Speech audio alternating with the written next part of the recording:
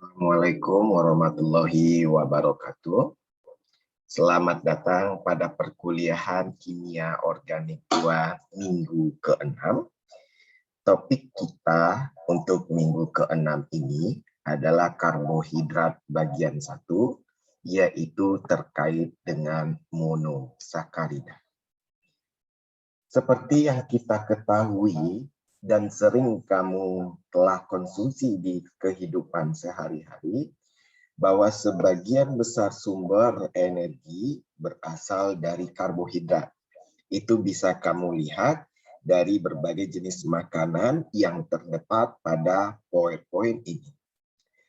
Karbohidrat itu sendiri berasal dari bahasa Yunani, yaitu sakaron yang berarti gula. Yang kalau kita definisikan, itu adalah biomolekul yang terdiri dari atom karbon, hidrogen, dan oksigen. Di mana karbohidrat ini merupakan sumber energi utama dan juga diubah jadi molekul lain.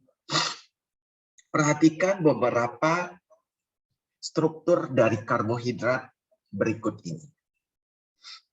Kita tahu dari struktur ini bahwa dia adalah senyawa polihidroksi yang berlingkar merah. Artinya senyawa yang mengandung banyak gugus hidroksi. Dengan gugus fungsi utama itu adalah aldehid atau keton. Jadi kita dapat mengidentifikasi bahwa karbohidrat itu adalah senyawa polihidroksi aldehid atau keton. Oke, dari rumus molekul masing-masing karbohidrat ini diketahui C6H12O6, dia nggak harus 6C-nya, nanti kita lihat penggolongannya berdasarkan jumlah C. Ini saya contohkan yang 6 karbon saja. Itu diketahui bahwa rumus empiris dari karbohidrat ini adalah CH2O. Jadi sudah kelihatan ciri-ciri dari senyawa karbohidrat ini, bahwa rumus empirisnya CH2O dan dia adalah senyawa polihidroksi dengan gugus fungsi utama aldehid atau keton.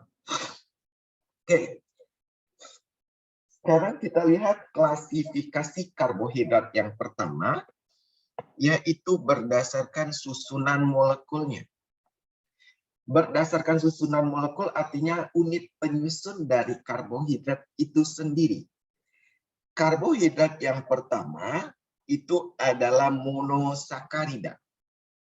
Nanti kita lihat, monosakarida adalah karbohidrat yang hanya terdiri dari satu unit monomer penyusun. Ini satu unit monomer penyusun. Artinya dia tidak bisa dihidrolisis atau dipecah lagi menjadi gula yang lebih sederhana. Artinya itu adalah unit terkecil dari karbohidrat. Yang kedua, berdasarkan susunan molekul, itu adalah disakarida. Dari katanya tahu bahwa senyawa ini tersusun dari dua unit gula atau 2 monomer gula. Yang artinya kalau dia tersusun dari 2 unit gula, dia dapat dihidrolisis menjadi gula yang lebih sederhana.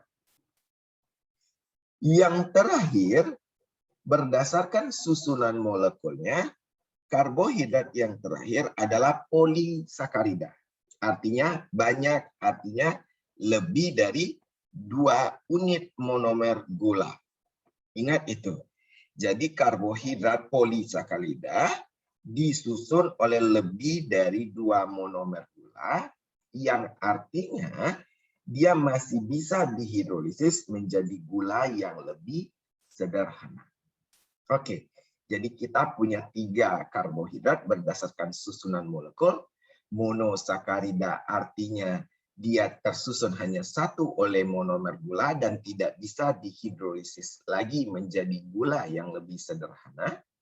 Yang kedua disakarida yang disusun oleh 2 monomer gula dan dapat dihidrolisis atau dipecah menjadi gula yang lebih sederhana. Dan yang terakhir ada polisakarida apabila tersusun lebih dari 2 monomer gula. Penggolongan karbohidrat yang kedua itu adalah berdasarkan gugus fungsi utamanya. Coba lihat. Yang pertama itu adalah aldosa, yang kedua itu adalah ketosa. Dari namanya kita tahu bahwa aldosa itu gugus fungsi utamanya adalah aldehid yang letaknya pasti di ujung. Sementara yang kedua itu adalah ketosa, artinya dia akan memiliki gugus keton pada atom C kedua. 1, 2. Oke. Kalau aldehid, dia pasti memiliki gugus aldehid pada atom pertama, yaitu di ujung yang disebut dengan aldosa. Sedangkan ketosa apabila dia memiliki gugus keton yang ada pada atom kedua. Pengklasifikasian karbohidrat yang ketiga adalah berdasarkan jumlah atom karbonnya. Oke, ini disebut dengan rumus Fischer. Kamu telah belajar seharusnya di kimia organik 1. Ini lihat, yang paling atas. Berapa karbonnya, Pak? 1, 2, 3. Setiap sudut diwakili oleh karbon. Apabila karbohidrat itu terdiri dari 3 atom karbon, maka namanya adalah triosa. Lalu ini ada 1, 2, 3, 4. Apabila karbohidrat itu terdiri dari 4 atom karbon, maka disebut dengan tetrosa. Lalu yang di baris ketiga kita contohkan. 1, 2, 3, 4, 5. Apabila karbohidrat itu tersusun dari 5 atom karbon, maka disebut dengan pentosa. Dan yang terakhir di kolom terakhir, 1, 2, 3, 4, 5, 6. Artinya dia mengandung 6 unit karbon yang disebut sebagai heksosa. Tugas kamu adalah harus menghafal ke semua jenis karbohidrat ini. Masih banyak jenis karbohidrat lain yang dapat kamu lihat di buku Fessenden ataupun buku kimia organik lainnya. Seperti gliseraldehid, ini dia CHO, CHOH, CH2OH. Selanjutnya contohnya glukosa, CHO, OH, OH, H, OH, CH2OH. Dan teman di ujungnya adalah lawannya. Kalau di kanannya adalah OH, maka di kirinya pasti H. Kalau di kanannya OH, di kirinya pasti H. Begitu seterusnya. Silakan kamu hafalkan berbagai jenis struktur dari karbohidrat berdasarkan jumlah atom karbon ini. Gampang kan? Oke. Sekarang kita bicara masalah stereoisomer. Stereoisomer dari monosakarida itu tergantung pada jumlah atom karbon chiral. Oke. Kamu pelajari lagi kimia organik 1 kalau belum paham. Apa itu karbon chiral, Pak? Masih ingatkah? Karbon yang mengikat 4 gugus berbeda. Oke. Lihat ini. Yang mana yang chiral, Pak? Ada 1, ada 2. C. Berarti jumlah stereoisomernya adalah rumusnya 2 pangkat N. Dengan N adalah jumlah karbon chiral. Pada senyawa ini karbon chiralnya 2. Maka 2 pangkat 2 jumlah stereoisomernya adalah 4. Stereoisomer itu apa, Pak? Stereoisomer itu berkaitan dengan nanti penataan gugus-gugus dalam ruang. Terjadi perbedaan pemenataan gugus-gugus dalam ruang. Yang kedua kita lihat contohnya, Pak. Di sini ada berapa karbon chiral, Pak? Ada 1, ada 2, ada 3. Berarti ada 3 atom karbon kiral. Maka jumlah stereoisomernya adalah 2 pangkat N, di mana N-nya ada 3 karbon kiral, sehingga senyawa kedua memiliki stereoisomer sebanyak 8 struktur. Mengerti? Oke. Sekarang, di dalam karbohidrat itu terdapat perbedaan gula D dan L. Oke. Untuk gula dengan atom C asimetrik lebih dari 1. Oke. Notasi D atau L itu ditentukan oleh atom C asimetrik terjauh dari gugus aldehid atau keton. Pak, apa itu gugus C asimetrik, Pak? Yang tadi, yaitu gugus C kiral. Coba lihat pada struktur pertama dan struktur kedua. Katanya atom C terjauh, atom C kiral terjauh dari gugus aldehid atau keton. Ini aldehid, Pak, betul. Ini aldehid, Pak, betul. Kita dicontohkan aldehid saja. C kiral terjauh mana, Pak? Ini dia. Oke, betul tidak? Apabila gugus OH yang terikat pada atom C kiral terjauh dari aldehid di sebelah kanan, maka dia berkonfigurasi D.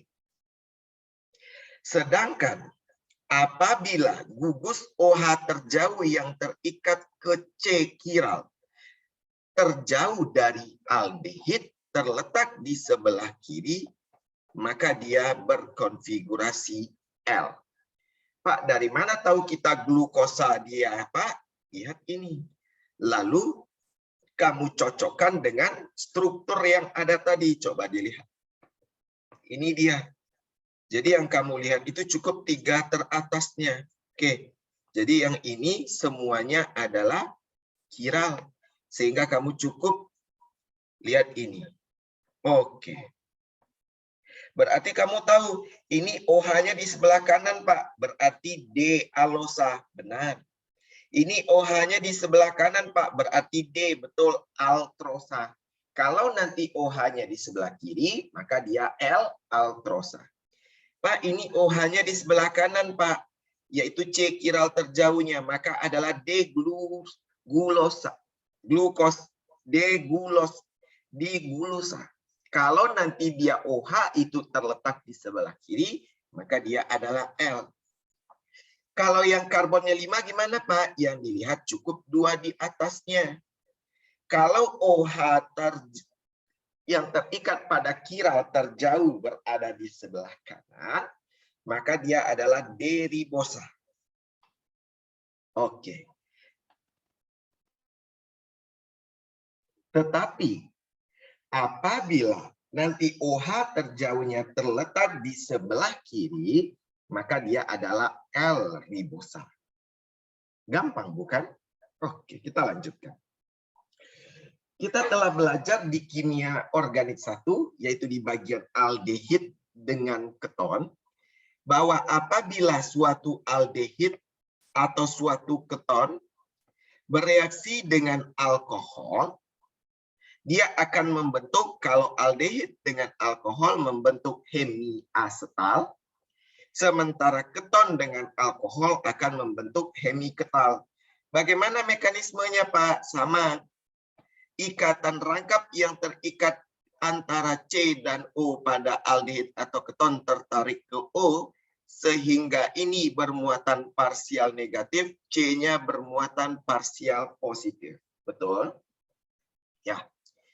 O punya elektron bebas, kemudian akan menyerang C ini.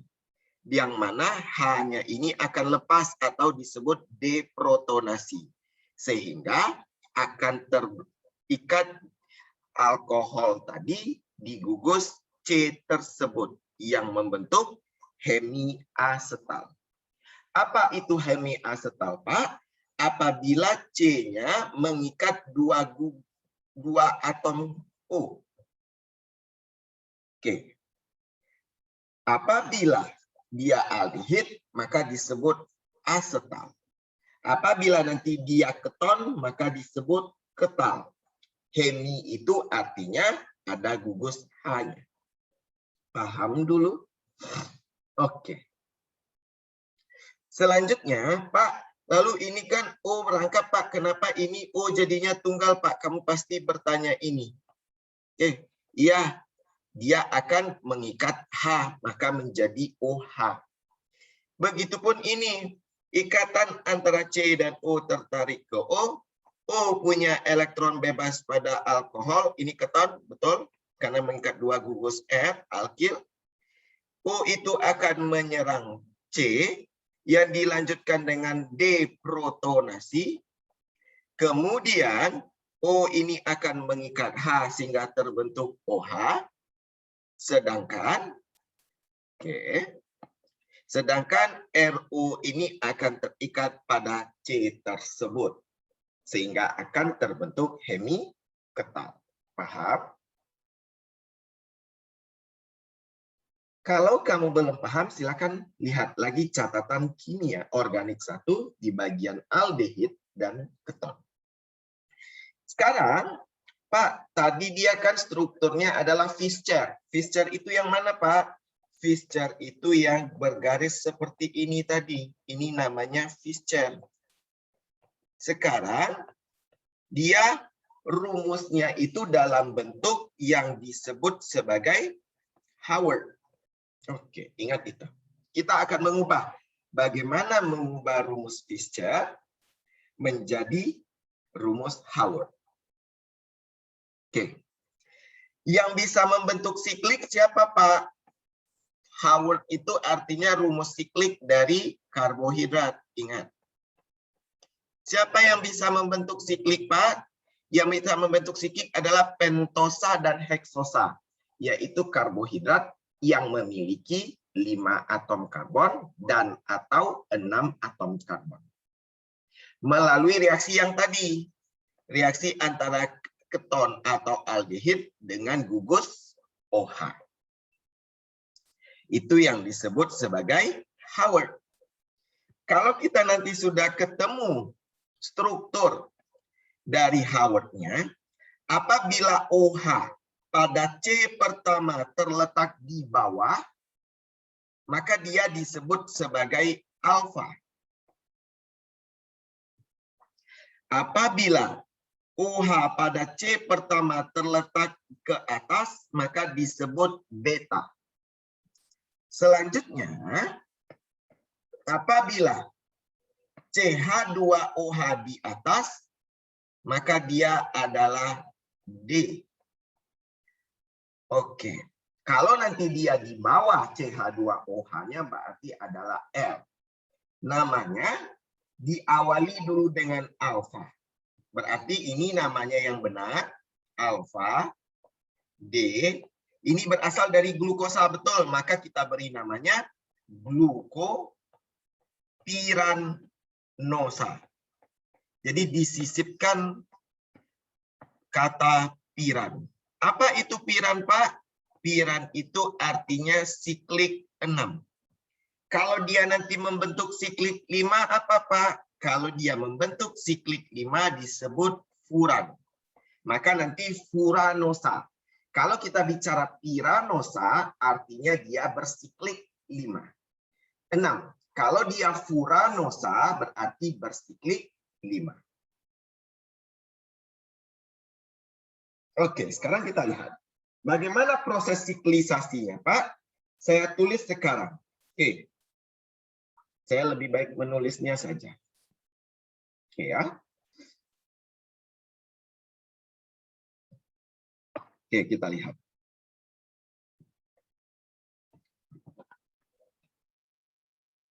Oke. Perhatikan. Kita akan melihat struktur berikut. Kamu harus tahu. Ini kira-kira struktur apa? Sambil menghafal.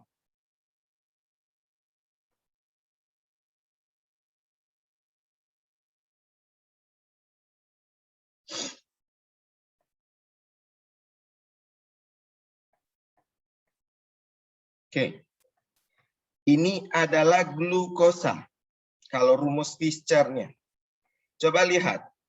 OH pada C kiral terjauh di sebelah kanan, maka itu disebut dengan D-glukosa. Paham? Ini adalah rumus Fischer.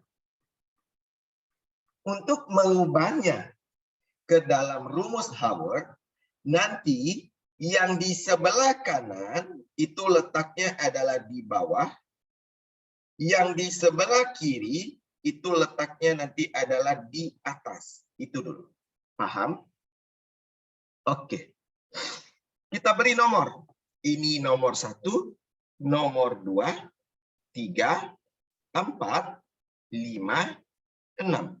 Berarti dia memiliki 6 atom karbon. Sekarang kita lihat. Ini bisa kita tulis seperti apa, Pak? Oke. Jadikan dia membentuk siklik 6 dulu. Oke. Yang nomor 1 ini. Oke. Ini dia.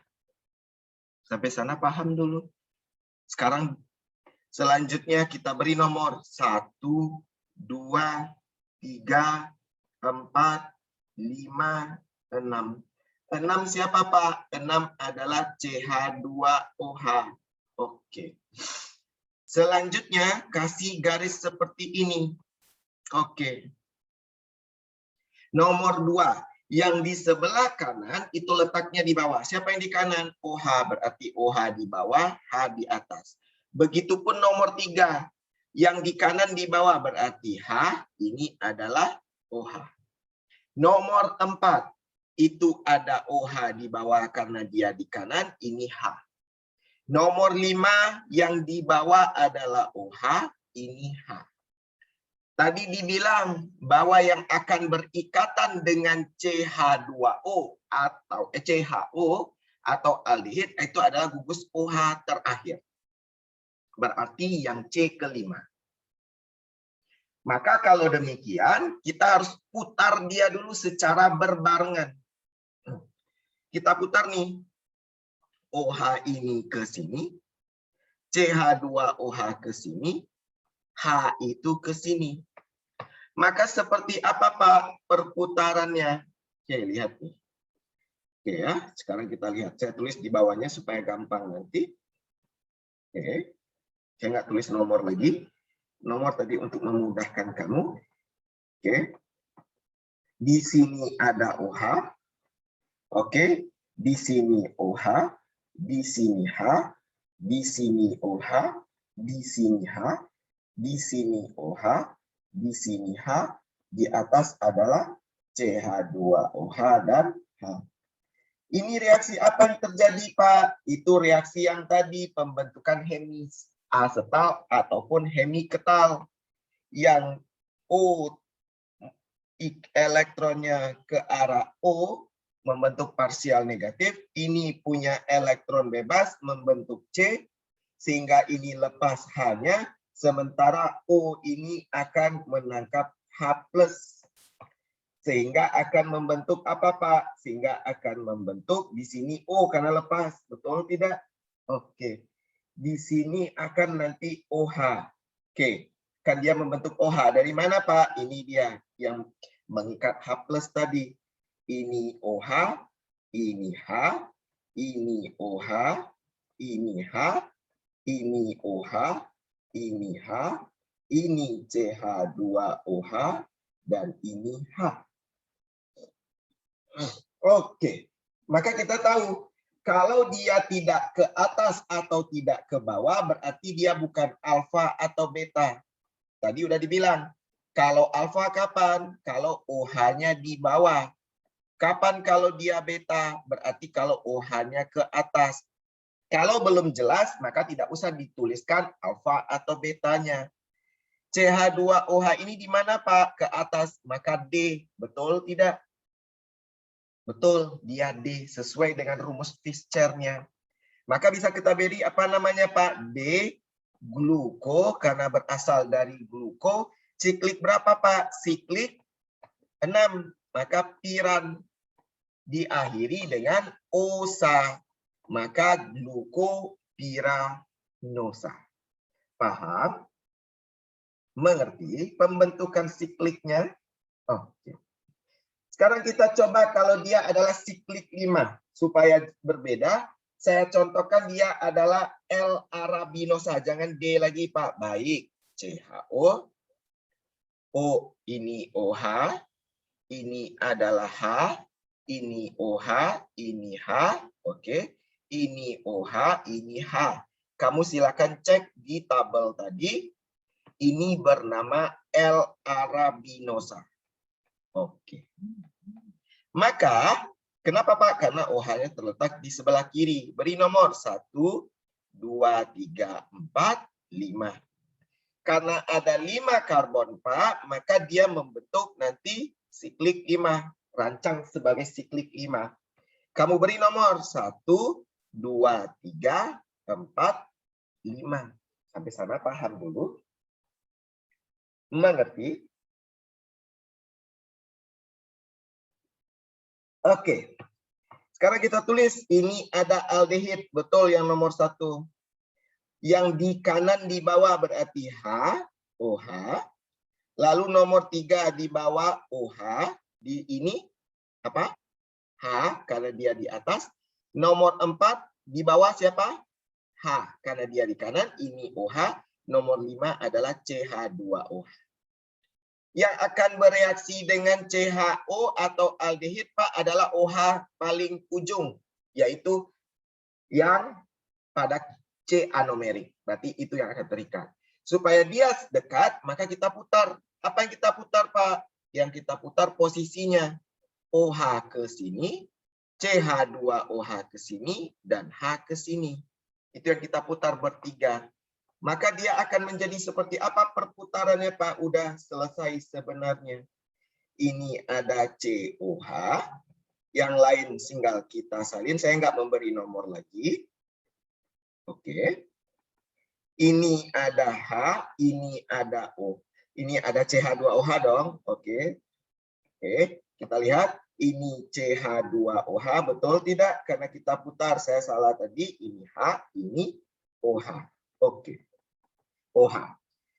Kemudian ikatan antara C dan O tertarik ke O, ini bermuatan parsial negatif, C parsial positif, sehingga O ini akan menyerang C yang disertai dengan lepasnya H untuk menstabilkannya. Kemudian O ini akan menangkap H+. Andai kata dia membentuk alfa sekarang. Alfa kemana? Alfa ke bawah. Betul. Maka dia akan membentuk siklik 5. Betul, Pak? Oke. Paham dulu? Oke. Maka ini ada CH2OH. Ini ada H. Ini ada OH. Ini ada H. Ini ada OH. Ini ada H. Ini ada OH. Contohnya. Contoh OH ke bawah. Karena OH ke bawah, maka dia alfa. Karena CH2OH ini ke bawah, maka dia L sesuai dengan rumus Fischer-nya. Maka bisa kita beri nama ini apa Pak? Alfa L arabifuranosa. Ingat itu.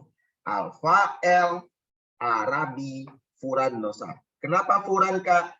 Pak, karena dia membentuk siklik 5. Mengerti? Oke. Sekarang bagaimana kalau dia keton, Pak? Sama pada ujungnya.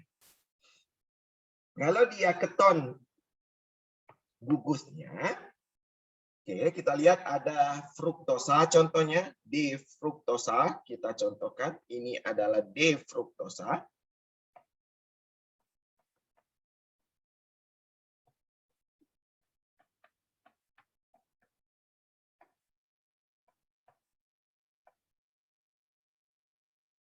Oke, silakan kamu cek nanti benarkah seperti ini fruktosa. Karena dia ada di kanan berarti Pak ini namanya defruktosa. Kita beri nomor Pak 1, 2, 3, 4, 5, 6. Oke. Kalau dia gugusnya keton, ini keton Pak? Betul, kalau dia keton, kalau dia 6C membentuk siklik 5. Itu dia. Paham dulu? Tapi kalau dia aldehid, Pak, kalau 6C membentuk siklik 6, kalau 5C membentuk siklik 5. Tidak ada siklik 4. Kan saya sudah dibilang bahwa siklik 5 atau siklik 6. Maka dia membentuk siklik 5, Pak. Betul. Seperti tadi kamu bikin seperti siklik 5. Ini dia ketonnya. Ini dia CH2OH. Oke, dia membentuk siklik 5 dulu. Basicnya yang harus kamu buat. Nomor 1, 2, 3, 4, 5, 6. Sama seperti yang tadi, yang di kanan di bawah, Pak. Betul. Ini dia. Yang di kiri di atas, Pak. Betul. Silakan kamu cek sendiri. Ini ada H. Ini ada OH. Oke, betul. Ini ada CH2OH. Oke, betul tidak? Oke. Sekarang kita akan melihat, oke, 5, 6. 6-nya berbeda sekarang ya.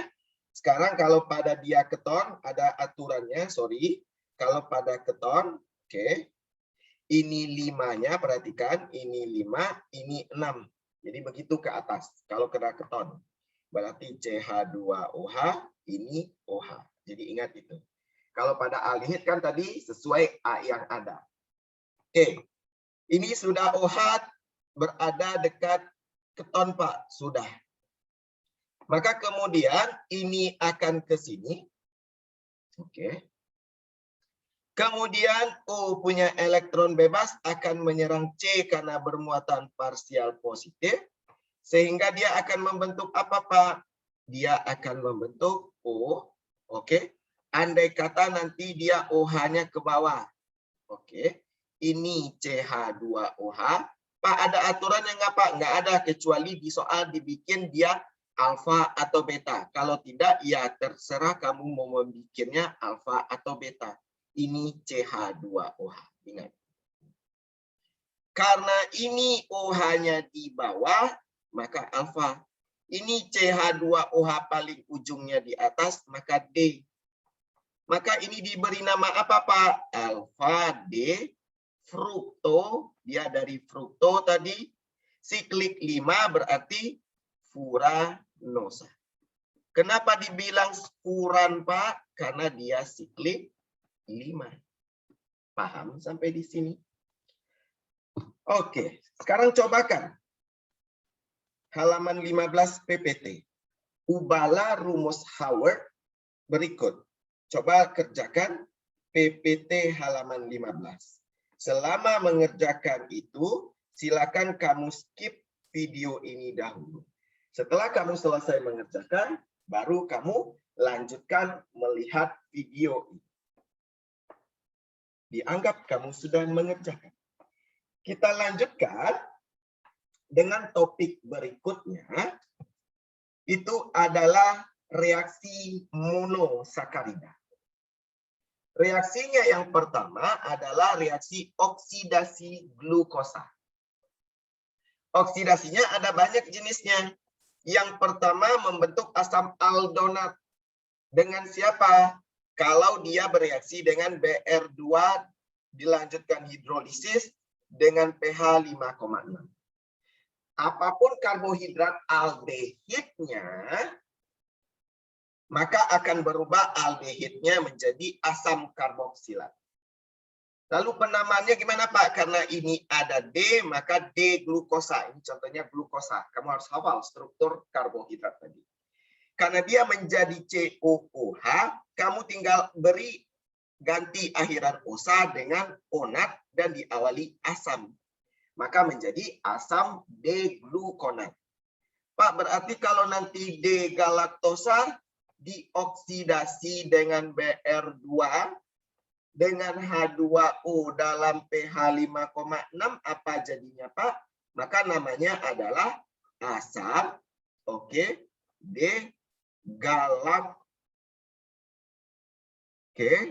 galaktonat. Oke, ingat itu. Jadi tinggal mengganti osa dengan onat, galak toner. Jadi ingat, itu saja. Gampang? Gampang sekali. Yang kedua adalah oksidasi menggunakan HNO3. Kalau Pak menggunakan HNO3 oksidator kuat, maka dua gugusnya yaitu CHO aldehid di atas dan alkohol yang di bawah, dua-duanya berubah menjadi COOH. Oke, dua-duanya. Namanya gimana Pak? Tinggal mengubah OSA menjadi arat. Berarti Pak, kalau nanti yang bereaksi adalah D-galaktosa, dia teroksidasi dengan HNO3, ada kalor apa Pak? Ya udah, namanya adalah asam D-galaktarat. Oke, tinggal kamu ganti OSA dengan arat. Gampang? Gampang. Sekarang kita lihat oksidasinya berikutnya. Itu adalah oksidasi menjadi asam uronat. Itu biasanya pada sistem siklik. Oke. Oke. Ini D karena dia di atas, D glukosa atau nama secara langsung apa? Ini adalah ke atas beta. Kalau kita beri nama apa tadi? Beta D gluko siklik 6 apa? Piranosa. Kalau dioksidasi dengan adanya enzim, maka COOH ini akan berubah menjadi CH2OH akan menjadi COOH. Lalu apa yang diubah Pak? OSA diubah menjadi uronat, asam D-glukuronat. Sekarang kamu cobakan. Boleh di skip video ini kalau ketika kamu mencobakan, tuliskan langsung strukturnya. Yang teroksidasi adalah alfa D-galaktosa. Oke. Oke ya. Dioksidasi menggunakan enzim.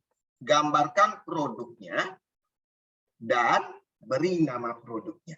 Silakan dicobakan dan skip video ini. Oke. Kita selanjutnya adalah reaksi reduksi. Reduksi berarti kebalikan dari oksidasi. Reduksi di sini dia menggunakan H2 dengan katalis logam. Apa katalisnya? Ni. Boleh PD, boleh PT nanti ya.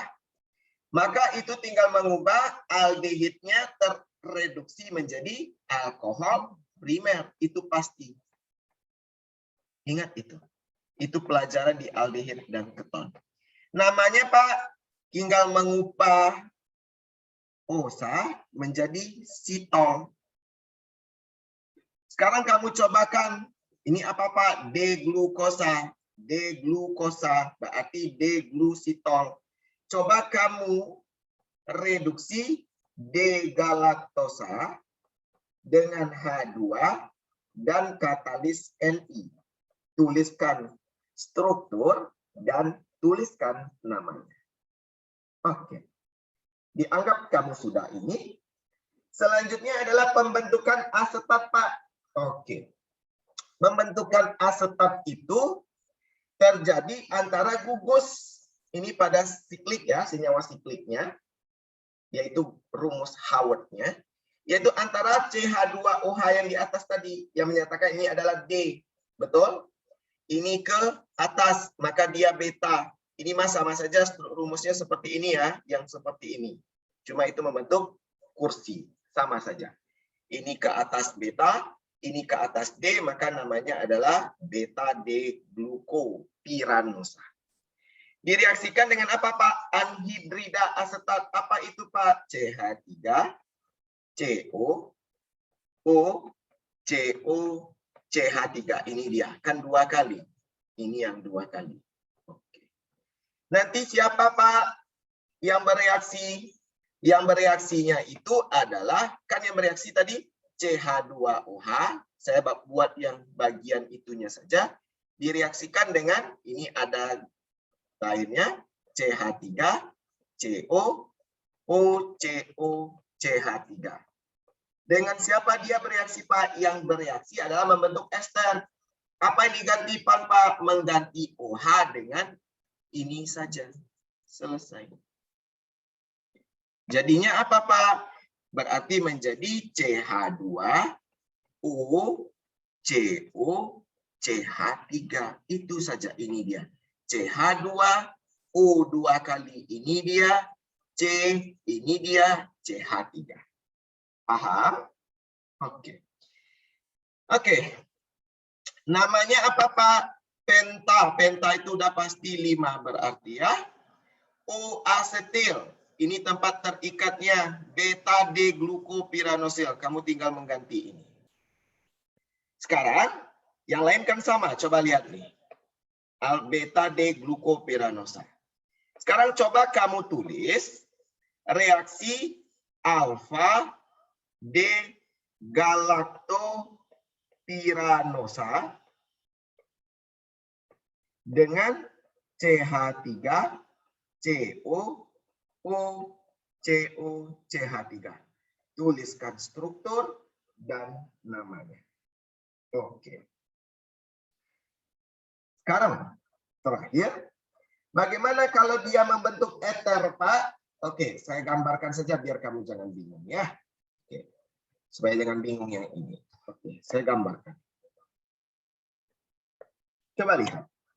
Saya contohkan dia adalah senyawa berikut. Oke.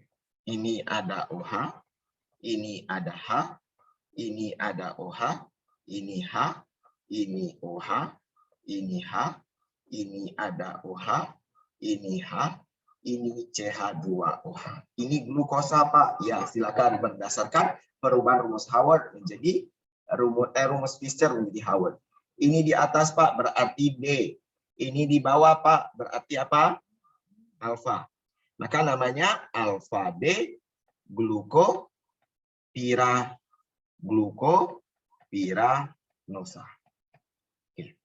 Kamu reaksikan nanti kalau dia reaksi dengan CH3O 2 kali SO2. Oke. Dengan suasana basah. Maka apa yang bereaksi, Pak? Yang bereaksinya nanti adalah OH-nya, oke, diganti dengan, dibedakan warnanya ya, OH-nya ini kamu ganti dengan 1 CH3. Jadinya apa, Pak? Mudah, selesai. Oke. Ini OH, ini H, ini OH, ini H, ini OH, ini H, ini OH, ini H, ini menjadi H, ini H di sini lupa. Ini menjadi CH2 diganti dengan OCH3, Pak. Berarti OCH3.